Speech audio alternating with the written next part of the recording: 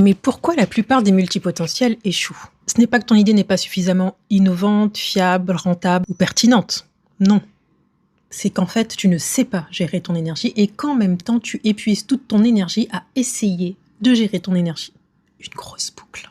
Tu n'as plus d'énergie parce que tu essayes constamment de passer à l'action sur une multitude d'idées tout en essayant en même temps de te conformer à comment on fait les choses. Et comment bien les faire en plus. Un petit peu perfectionniste. Tu as peut-être une douzaine d'idées qui tournent dans ton cerveau et, pleine de bonnes intentions, tu commences à mettre des choses en place. Mais tu n'y vas pas vraiment à fond, n'est-ce pas?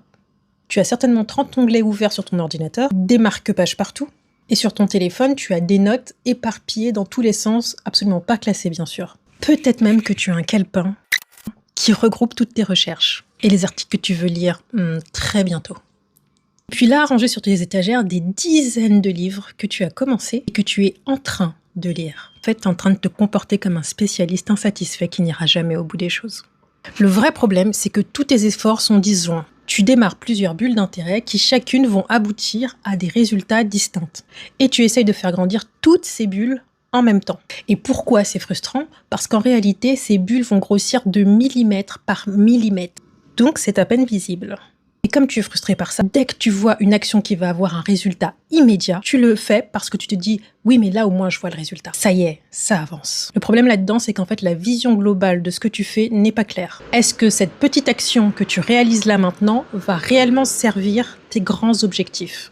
Mais surtout ton grand objectif de vie. Et est-ce que ça paye les factures? C'est à cause de cette dernière question que tu te retrouves à devoir répondre aux besoins et aux objectifs de quelqu'un d'autre. Concrètement, tu dois trouver un boulot. Quand tu commences un boulot parce que tu dois payer tes factures, tu te sens dévalué et pas reconnu pour tes talents. Bah oui, parce que tu ne peux montrer qu'une fraction de toi-même sur ce qui est attendu dans la fiche de poste. Et non pas à toutes les compétences que toi, tu pourrais mettre dans cette activité. Alors quoi faire pour être cohérent et mettre en place des actions décisives?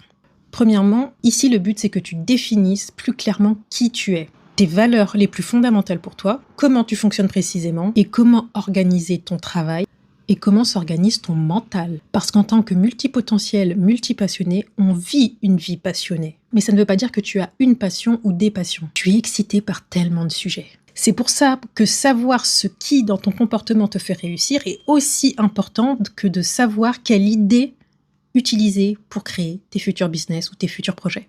Par exemple, ce que je fais, ce que je mets en priorité, ça va me permettre d'établir une forme d'équité pour les personnes qui pensent différemment. Je pose des questions absolument fantastiques et peu banales et je m'épanouis dans toutes les zones d'incertitude. Parce qu'en fait, c'est le champ des possibles. Tout ça combiné fait que je suis équipée pour prendre des décisions éclairées